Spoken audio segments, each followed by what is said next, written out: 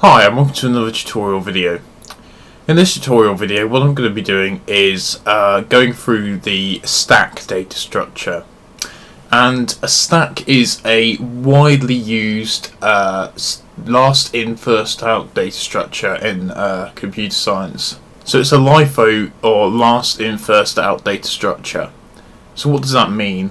Well, it means that the last data item that you put onto a stack is the first data item that you take off the stack, and we'll see more about how that works in a bit. So it's important to note that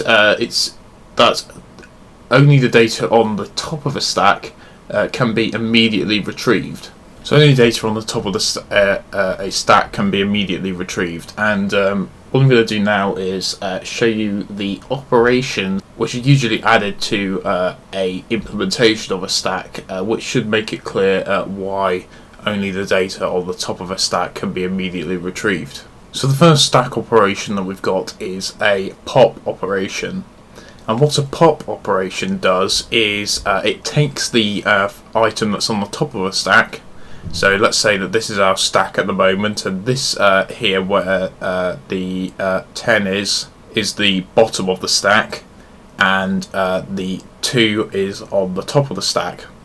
What the pop operation does is it takes the 2 off the top of the stack and passes it to the calling part of the program. So if I've got a program that pops some data off of a stack, the pop operation will return the 2, and then the resulting stack will be simply the 10 on its own, with the bottom of the stack still being there. So that's the pop operation. So a pop is used to remove data from a stack, and to access a particular data item, all of the items above it on the stack must be popped off. So this is coming back to this thing here of only the data on the top of the stack can be immediately retrieved.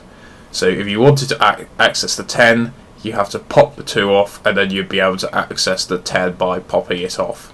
Now if we want to add data onto our stack, we use a push operation. So to add something to our stack, we push it onto the stack.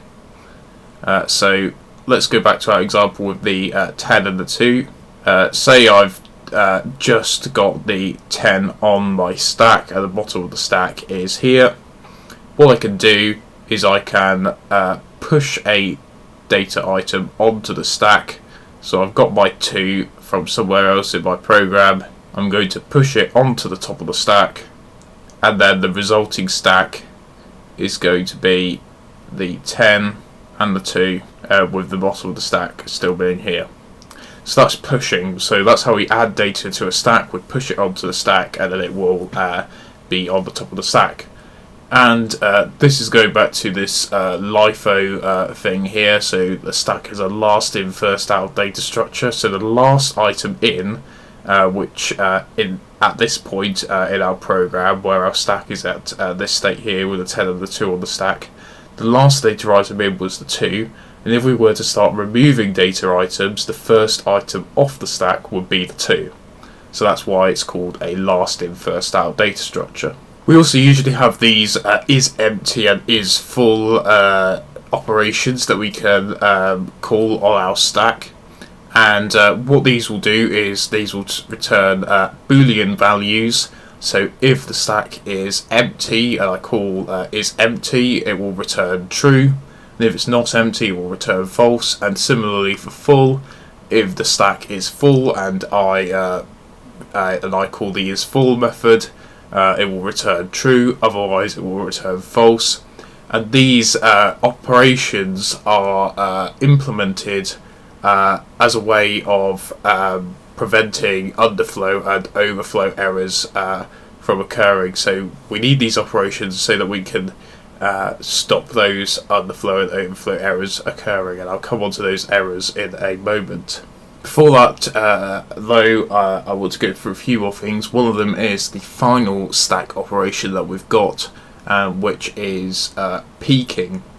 and peaking is similar to popping, except the popping operation removes data from a stack.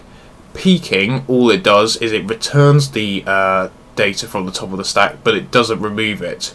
So if we go back to our example with the stack with 2 items on it, the 10 and the 2, if we were to call the peak operation on this stack, what would happen is that the 2 would be returned to the calling part of the program.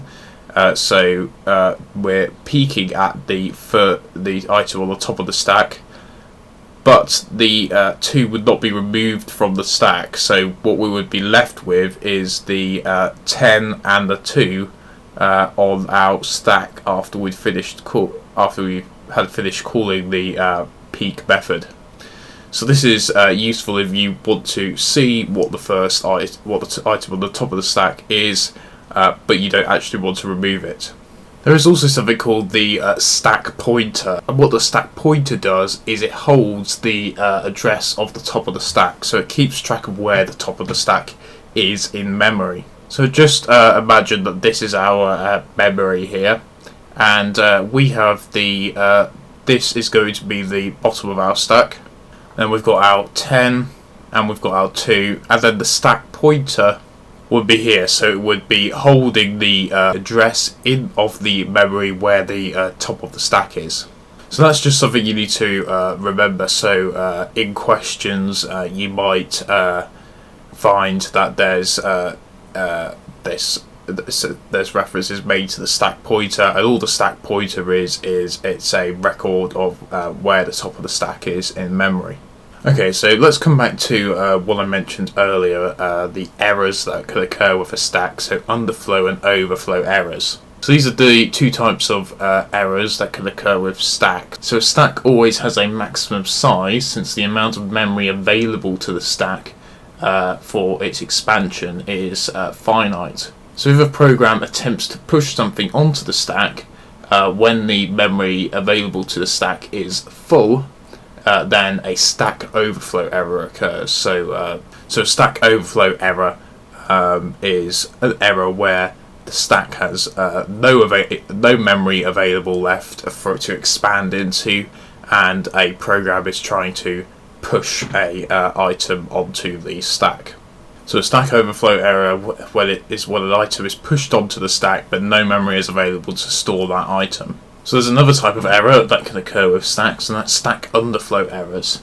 So if nothing is on the stack and a pop is attempted, then the stack pointer will move beyond the original memory location that the stack started at, and that's called a stack underflow error. So if the stack pointer, which stores the memory address of the top of the stack, moves backwards past the original start of the stack, bottom of the stack, then a stack underflow error occurs. And those stack operations, those is empty and is full operations that I mentioned earlier, are usually used by implementations of stacks to stop stack underflow errors and stack overflow errors from occurring. So whenever an item is pushed onto the stack, the computer should check whether the stack is full, and if the stack is full, should report that the item cannot be pushed onto the stack because the stack is full. And similarly with underflow errors, the computer should check if the stack is empty, and if the stack is empty, then a item can't be popped from the stack because there is nothing to be popped from the stack. Okay, so that's just a brief introduction to stacks. I hope you found this tutorial video useful, and thanks for watching.